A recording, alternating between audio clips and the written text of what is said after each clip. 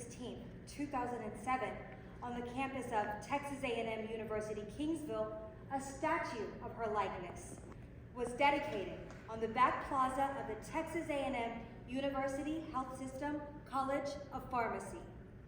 Rangel passed away March 17, 2003, after a valiant fight with cancer 4 years previously. The location was appropriate, for she too was a champion for the people of Kingsville, the university, South Texas, and the state. The moment was bittersweet, however. Yes, she would be honored with a statue in front of a building in her alma mater. But in a strange twist of fate and politics, the building did not actually belong to her beloved alma mater, Texas A&I University, now Texas A&M University, Kingsville. It was the systems building. Irma Rangel would not have liked that. Still, here was a statue of her resting solidly, as a reminder of her legacy as alumna of Texas A&I, a citizen of Kingsville, politician, and a woman. She would have liked that. She would have been proud. Tonight is a celebration of the life and accomplishments of Representative Irma Rangel, whose statue stands on our campus here in Kingsville. Who was Irma Rangel? This is Irma Rangel, in her own words. From a 1996 oral history conducted by Dr. Jose Angel Gutierrez. My father was Braziliano and Rangel, but everyone used to call him PM Rangel. He went by his initials, PM Rangel, and my mother was Iminia Irma Rangel, but she was called Mimi, and my sister was Mimi. So we used to call her Big Mimi, and my sister, Little Mimi. Representative Rangel continued. My father was born in Duval County. That is close to La Rosita. ¿Hablan inglés or español? And then my mother was born in Starr County, in Los Alrededores. And she, with her father and her brothers, came here to Los Hongos, un rancho cerca de Burgos, a ranch near Corpus Christi, in a covered wagon. Representative Rangel continued. And then my father, being an orphan at the age of 5, he was being raised by his sisters, and so they were, of course, very, very poor. He was jumping from here to there con un caballito, with a little horse, and he would go with some truckers to pick cotton, and then he ended up here in Kingsville. Journalist Allison Ehrlich writes, Irma Rangel was born in Kingsville in 1931. Rangel's parents, Both orphaned before their teens. both orphaned before their teens, raised 3 daughters during the Depression. Her father struggled to receive an education since he worked as a migrant laborer, traveling around South Texas picking cotton. Rangel remembered riding from ranch to ranch when she was 5 years old. The back seat filled with dresses they sold to local families, while Irma sold candy to the children. The work did not make them rich, but they had enough. Eventually, her parents became business owners, running appliance and clothing stores. Ms. Rangel had this to say of her parents. They worked hard and said that if we worked hard, we could accomplish anything. That work ethic stuck with her the rest of her life. From an early age, Rangel's parents emphasized the importance of education. Education. And the difficulties facing Mexican Americans in procuring an education. In her 1996 interview, Rangel recalled, My father had no education, and my mother went to the 5th grade, and that was it, because of course, she was Mexican. And when she came to Kingsville, the closest school here was Plato. Representative Rangel continued. The Plato School was used for English students only.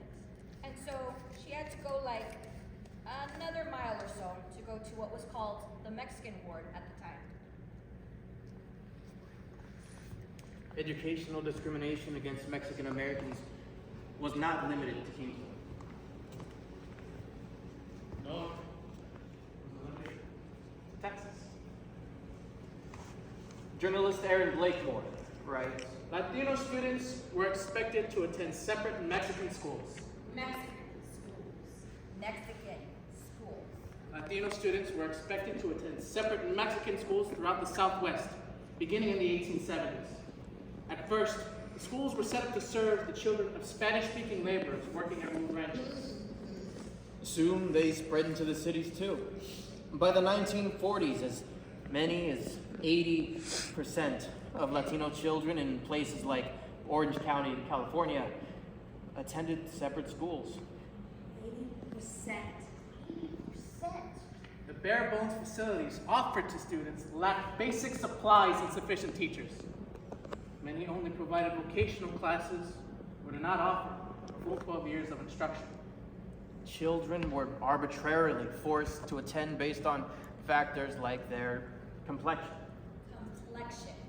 and last name. Last name.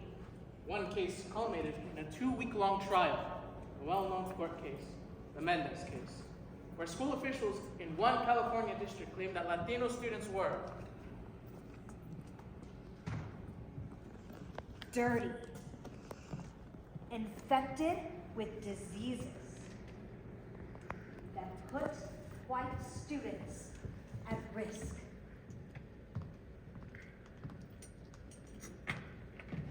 Dirty. Infected. Diseased. Risk. Besides, they argued, Mexican-American students Didn't speak English and were thus not entitled to attend English-speaking schools. Not entitled. Not entitled. When asked, officials conceded that they never gave students proficiency tests, and they soon added, Mexicans are inferior in personal hygiene, ability, and their economic outlook.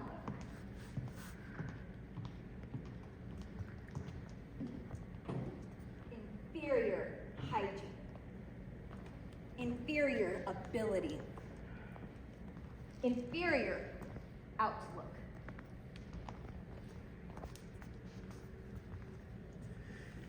Rangel would spend her entire life battling this mentality. Her entire life. Miss Rangel recalled that early in her life, that her father had asked her and her 2 sisters one simple question. He asked if we wanted to pick cotton or go to school. We said, school please, school please.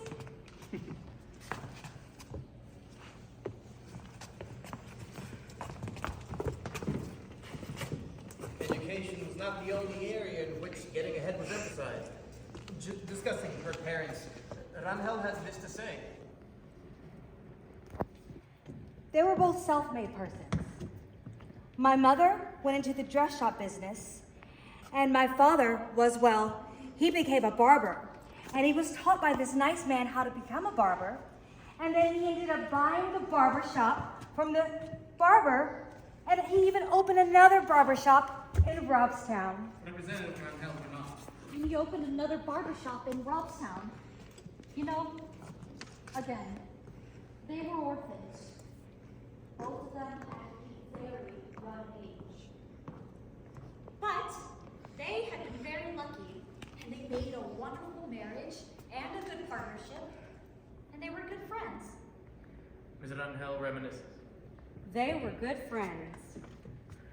My father always encouraged my mother to go into business. She used to peddle.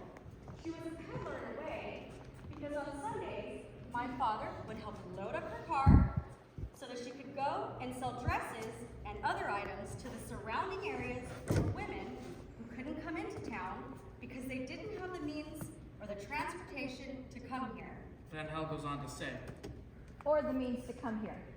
And then my 2 sisters and I would take turns, and one of us would go with her. And we would sell candies to little kids. And my father encouraged it. He was a Mexican-American man who would say, hey you, stay home. But no, he encouraged it to be self-supportive and to be independent. When she became very successful in her business, he then built her a dress shop.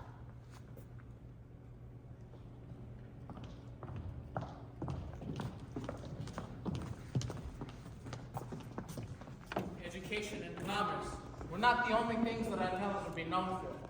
The Rangels were trailblazers in another very important area. The battle against racially segregated housing. In the 1950s, the Rangels made a move that would impact their lives and that of the citizens of Kingsville forever. They moved from the Mexican side of town to house just southwest of the then Texas A&I College campus on Santa Gertrudis Avenue. It was the other side of the tracks. The other side of the tracks. The other side of the tracks. It was the other side of the tracks, where the more affluent Anglo community lived. Irma Rangel's sister, Minnie Rangel Henderson, admitted that her family were trailblazers when it came for housing for Mexican Americans and remembered the struggle well. As a family, we're faced with discrimination in a segregated community, but we never accepted it. We were taught by our parents to fight injustices and stand up for the poor and oppressed. We never acted as if women were not equal to men and that Mexican Americans could not be successful. In 1947, the Rangel parents bought some land near the then Texas College of Arts and Industry, later A&I and A&M Kingsville. They later decided to build a home in the western part of Santa Gertrudis Avenue, close to the King Ranch Gate. But the land was in the Anglo-White. Anglo-white. Anglo-white area of Kingsbury. Randall Anderson recalled that one of the neighbors organized a petition collecting signatures against the Rangel family because he believed to have a Mexican-American family in the area would be bad for the neighborhood. The family did not move. Irma Rangel recalled. They started circulating a petition to keep us from building this house and from living here. We were the only Mexican Americans.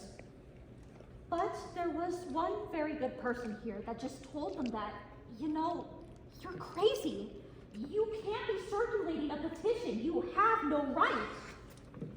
This is what I'm saying. You have no right. And then, when they saw what my father was building, well, okay, it is going to be a nice house and all. Then they were all very friendly, you know? Pero we just kept our space over here, and they kept theirs too. The house that Irma Rangel's father built on Santa Gertrudis still stands in Kingsville to this day. Still stands in Kingsville to this day. Irma Rangel credits their parents for helping them survive and persevere because of the lesson they taught their girls. I never really had any problems growing up because we were raised to the idea that, you know, that I had to do more work than the other person because I was Mexican American, my parents would say. Irma Rangel's younger sister, Minnie, would go on to become a pharmacist. Her older sister, Olga, would get her master's in education. Irma herself would be a lawyer, a politician, and a trendsetter. And a heroine for many. Armed and inspired with the lessons learned from her father and family, Irma Rangel set out on a trailblazing career. It started modestly. A college education at neighboring Texas A&I with a bachelor's degree in business administration in 1951. A job as a teacher in Venezuela and in South Texas at Robstown and Alice for 14 years. Enrolling at St. Mary's University School of Law in San Antonio, a career as a prosecutor, and finally, politics.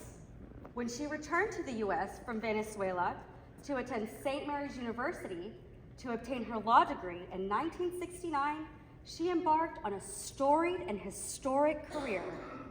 She was the first woman to work as an assistant district attorney in Corpus Christi, and in 1973, She was the first Mexican-American woman to open a law office here in Kingsville.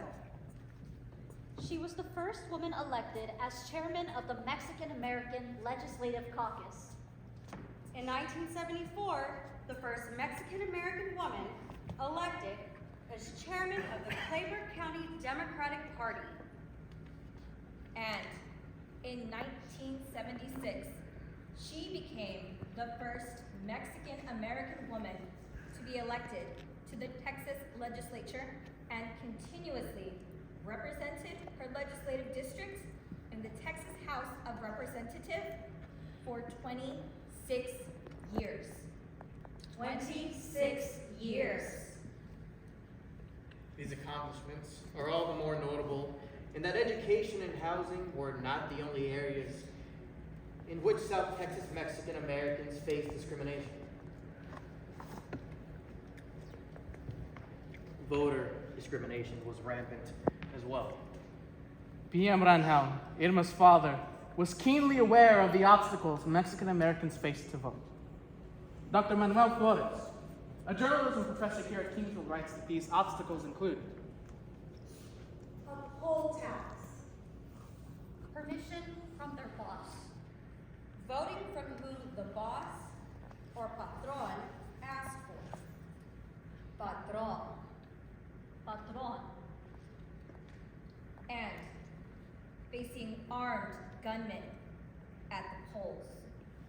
And just finding the time to vote. In the latter half of the 20th century, these practices began to slowly recede, and as such, more Mexican Americans were being elected to public office in South Texas. but most of these office holders were men. The hill was much steeper for Mexican American women. Even before she entered politics, she encountered sexual discrimination. Upon her graduation from law school, Rangel received an offer as an assistant district attorney in Corpus Christi. She refused the offer until she was offered a salary equal to that of her male counterparts.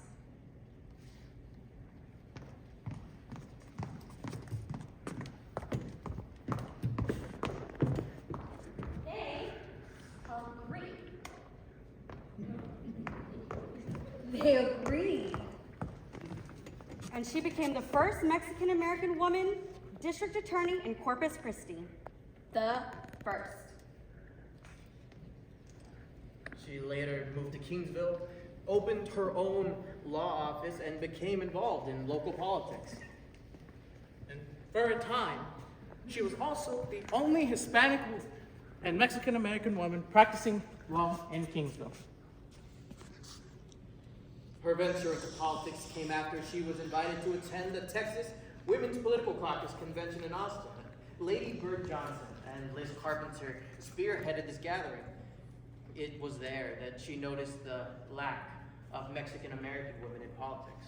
At the urging of other Mexican American women leaders present, she was asked to consider running for state legislator. In her 1996 oral history, Representative Rangel recalled the meeting. Yeah, all these wonderful women, we were sort of sitting around together. And then they said, you know, we've got to go outside and discuss this. We felt we had to do something about the absence of the Mexican American woman involved in these politics. And we all said, yeah, and this, and all that. And this and all that. And before I knew it, they were pointing their fingers at me. And I say, well, why me, you know? And then I decided to discuss it with my mother and father, and they said, well, you know, why not? So I went ahead and took, took a chance on running. It proved to be an unconventional and historic campaign.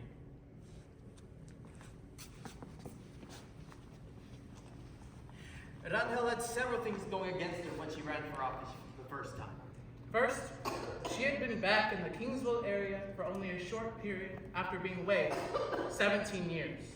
Many people did not know her or remember her.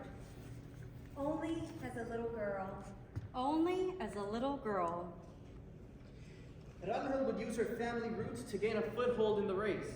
Her family was well known not only in Kingsville but in all of South Texas.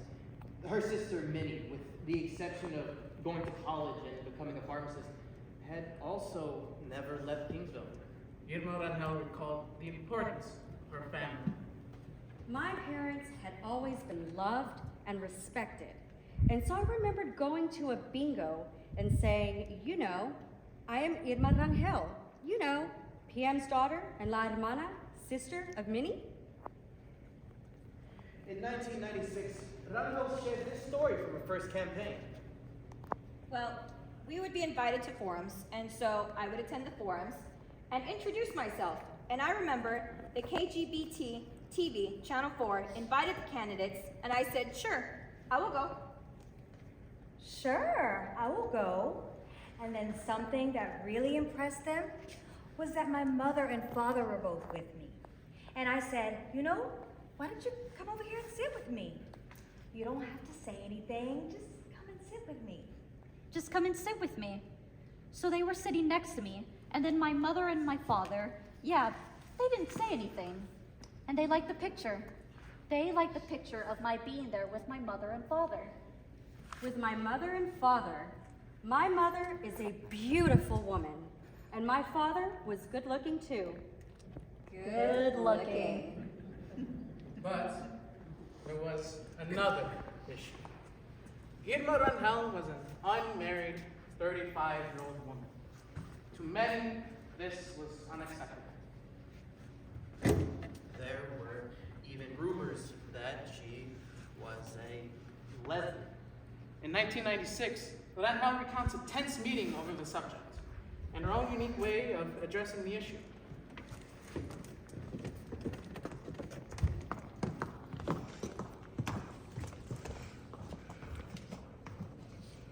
I remember one of my big supporters from Elsa. He was the mayor in Elsa. He calls me. He is very concerned and very worried. He says that you have got to come down. I said, well, why? He says there is a very big problem. You have got to come down. I can't discuss this on the telephone. So I went down there, and he had a grocery store. So he would meet me in the back, and I'm there by myself with all these men. And I say, well, what's the matter? They were saying that you are one of the others. One of the others. You know that you are a lesbian? Lesbian. And I said, Well, why are they saying that? He says, well, you are not married. Not married. I said, well, let me tell you, I says, I am not a lesbian. I said, and it is nothing wrong. They're human, but I am not one, I says. And I am not going to bed with you to prove it, because I'm particular with whom I go to bed with, you know? And I'm not going to bed with you to prove it, because I'm particular with whom to go to bed with, because I wasn't desperate to get elected.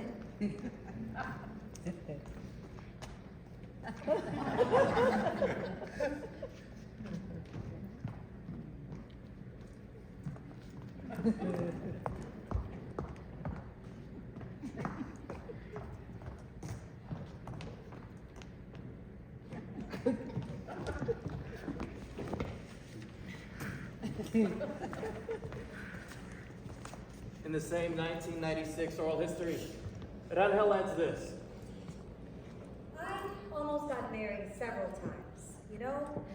But it's somewhat personal because there were deaths, you know?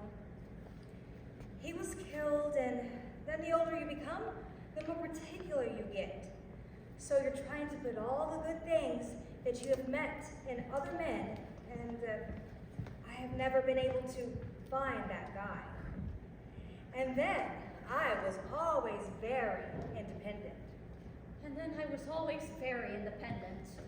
And I got the taste of men who were overly possessive and who wanted to tell me what to do, when to do it, and I didn't like that. And I said, if this is what marriage is going to be all about, I don't know that I want to get married because I want to do my own thing. I want to do my own thing. And I have not yet met the guy that is going to let me do whatever I want, whenever I want to, without permission, because I'm not used to that. My father always encouraged us to do and do whatever we wanted to. Whatever we wanted to. I mean, here I was, 25 when I left the country, and they encouraged me to go. And they wanted to see us and learn so much, and then to get married and have a guy to just sit on me and not let me go? That would be horrible. That would be horrible. But I have always been a very content woman. Women wanted to get married for security reasons, and I wanted to do many other things in life. Rangel's first campaign was personal. She ran a very good grassroots campaign and had great support from the women in her district. Especially the farm workers' wives. She had a very small campaign chest, using her personal finances mainly to finance campaigns that cost her almost $10,000. She had a hot dog sale to raise money. She recalls going door to door with her sister Minnie, asking for votes and support. In her 1996 interview with Dr. Guterres, she said, And so I went to this house and I knocked on the house. And I will never forget that. An elderly woman, era una viejita, she was an old lady. She came out y le dije, mire señora, soy Irma Rangel. And I said, look miss, I am Irma Rangel. Ah, sí. Yo la oigo en la radio. Y mira, me gustan mucho las voces. Espérese un momento. Yes. I heard you on the radio, and I like your voice a lot. Wait just a moment. And she came back with $1 for my contribution. Oh, that was wonderful. I will never forget that. Never. On Tuesday, November 2nd, 1976, Irma Rangel became the first Mexican-American woman elected to the Texas state legislature. The first. The first. The first. The first. During her first legislative session, she sponsored and passed House Bill 1755. That provided education and unemployment programs for mothers with dependent children. her presentation on the floor was memorable and the stuff of legend for the first Mexican-American woman to serve on the Texas House. It was late at night, and some of the legislators were starting to pack up, including herself. But then the speaker called her bill up at the last minute, about 9:30 or 10 p.m. She was surprised. Rangel picked up the memos on her bill and went up to the front marker, where the legislators stood and said simply, All right, guys, you want us to have babies? Then help us support them. You know, let us help those who cannot help themselves and make them self-supporting. Again, there was silence. Rangel continued. This is a wonderful program. And I think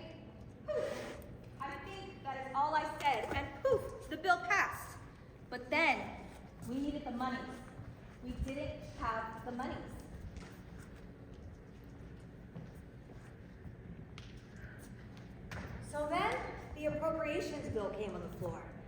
And all the speaker's lieutenants were going up and down, and they didn't want the appropriations bill to change or anything. So then my amendment came out to get the money for this program. There was a lot of smoke, a lot of noise going on, and everything. And I say, shoot, I am going to start shouting! I want them all to hear me. This is a good amendment. We need the monies for that bill. So I started hollering and all this noise going on, and then all of a sudden I'm practically shouting on the mic, and then bang! Bang! What was that? A light bulb. There, arriba. Way up there. All the glass came down, and everyone became silent. Everybody was scared. Couldn't hear a pin drop. So, I got on the front mic and I said, All right, members, someone up there is trying to tell you something. I respectfully request vote for my amendment. And it passed.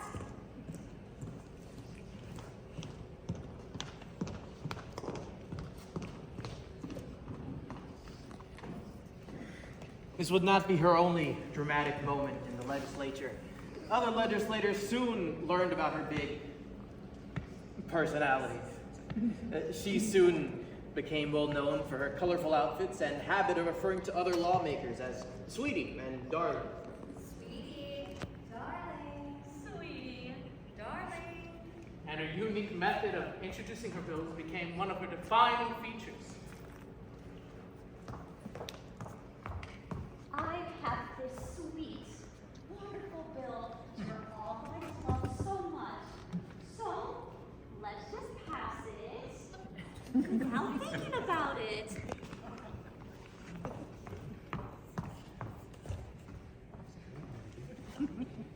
As the years passed, she increasingly became a mentor. Representative P. Gallego referred to her as a legislative grandmother for many lawmakers. But there is no shortage of larger-than-life figures in Texas politics. Representative Rangel's importance goes well beyond her flair for the dramatic in her role as legislative grandmother. Over her 26-year career, she was involved in countless legislative battles. But the one issue that stands out is, not surprisingly, education. education. Education. Education. Education. She championed the landmark 1997 legislation, known as the Top 10% Rule, which required state colleges and universities to automatically admit all students who graduate in the top 10% of the high school class. Representative Rangel especially focused on education in her beloved South Texas. And the fact is, historically, South Texas had not been equally served when compared to the rest of the state. I felt like there was a lot to be done to enhance the position of education in higher education. That we should really make education accessible to everyone and not just some parties in their area. Rangel continued. And that really should be looked into and see how we could make it accessible and maybe get some of the doctorate programs that had not been utilized in some universities and send them somewhere else. Ms. Rangel continued. I mean, some universities had too much, and other universities didn't have enough. I said I would like to do a very good study to make sure everything is spread around equally. Spread around equally. Former Texas Speaker of the House, Gib Lewis, fondly recalled that Rangel was his favorite person in the legislature, and that She almost drove me crazy in promoting South Texas higher education. Sweetie. Darling. Sweetie, darling. she championed what would become known as the South Texas Water Initiative. The plan included higher education initiatives for several universities, and they were Allied Health for A&M Corpus Christi. a medical school in the Rio Grande Valley at Texas Pan American. A pharmacy school for A&M Kingsville, and Other professional schools for Texas El Paso and Sul Ross and Alpine. The School of Pharmacy that stands on this campus is a monument to her work. But she would never see the school which carries her name. never. Never. Rangel passed away March 17, 2003, after a valiant fight with cancer, 4 years before the School of Pharmacy opened.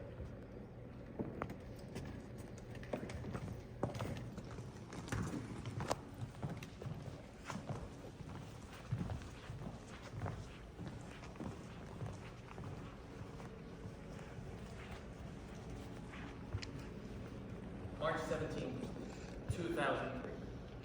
She would also not live to see and to participate in the battles of the funding for the school. A battle that ultimately caused the school to be a part of the A&M system and not the university here at Kingsville as she had clearly hoped. And this takes us back to where we started this evening. The dedication of her statue here in Kingsville in front of the School of Pharmacy in 2007. Dr. Manuel Flores, a professor here at the University of Kingsville, writes, After the customary dedication speeches and commemorative words, her sister, Minnie Rangel Anderson, stepped up to the statue and slowly reached out her white glove covered and shaking left hand. She touched the left hand of her sister's statue that was clutching the ledgers of law she seemed about to speak on that day. Tears well from Minnie Rangel Henderson's face. Was covered in a traditional lace shawl, reminiscent of the family's religious ties. She turned, speaking to no one and to everyone. The group gave her room.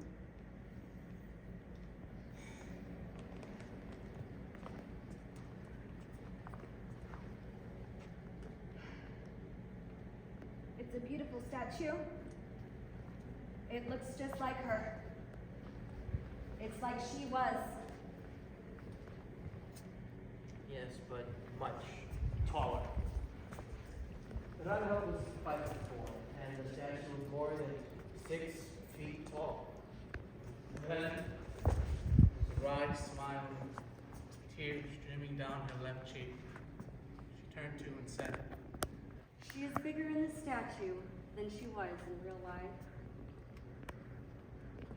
Indeed, Irma Rangel was even bigger in real life than her 5'4" height showed.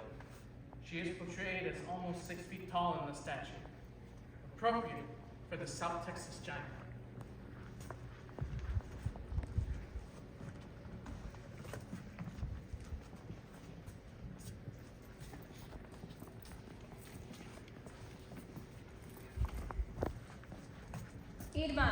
Irma Rangel. But first, The first Mexican-American woman elected to the Texas legislature. The first Mexican-American woman to serve as chair of the Clayburgh County Democratic Party. The first Mexican-American woman clerk for a federal district judge. The first Mexican-American assistant district attorney in Oasis County. The first woman to chair the Mexican-American Legislative Caucus. the first woman and Mexican American to chair the Higher Education Committee of the Texas House of Legislators. Is this going to help or hurt? Is this going to help or hurt? Irma Rangel. The first. Irma The Lerma first Mexican-American woman elected The first. to the Texas legislature. First Lerma. Mexican The American first woman elected to the Mexican-American Texas woman legislature. to serve The as first chair of the Mexican-American Clayburgh First County Mexican Democratic American Party. to serve as chair The of first Clayburgh County Mexican-American Democratic woman Party. clerk for a federal district judge. The first Mexican-American assistant district attorney in Oasis County. The first woman to chair the Mexican-American Legislative Caucus. The first woman and Mexican-American Chair of the Higher Education Committee. The chair of the Mexican American Legislative Caucus. The first woman in Mexican American Caucus. Chair of the Higher Education Committee of the Texas House of Legislators. Of the Texas House of Legislators. House of Is this going to help or hurt? Is this going to help or It is going to help or hurt. Is this going to help or hurt?